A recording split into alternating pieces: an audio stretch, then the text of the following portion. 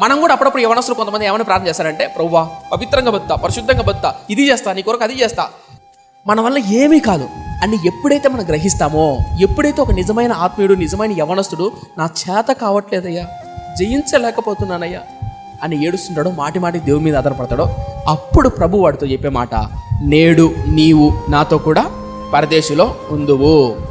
ఈ సేవా జీవితంలో, నా ఆత్మీయాత్రలో నేను నేర్చుకునేది ఏంటంటే, ఏ యవనస్తుడైతే, ఏ భర్త అయితే, ఏ భార్య అయితే, ఏ విశ్వాస అయితే, ఏ సేవకుడైతే నా వల్ల కావట్లేదు, నేను చేయలేకపోతున్నా సేవ, నేను ఆత్మీయంగా బతకలేకపోతున్నా, ఈ ఆత్మీయతను కొనసాగించలేకపోతున్నా, నమ్మకంగా జీవించలేకపోతున్నా అని ఎప్పుడైతే అనుకుంటాడో అప్పుడు దేవుడు లేవనెత్తాడు.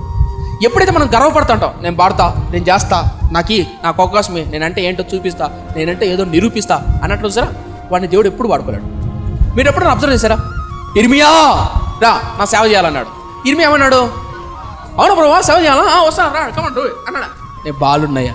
మోసే రా నా ప్రజలు విడిపించాలి అన్నప్పుడు మోసే ఏమన్నాడు?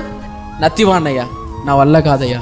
పేతురు రా అంటే పేతురు ఉండలేసా, పాపిస్తానయ్యా, నువ్వు నా దగ్గర ఉండడానికి, నేను నీ దగ్గర ఉండడానికి యోగ్యుని కాదయ్యా.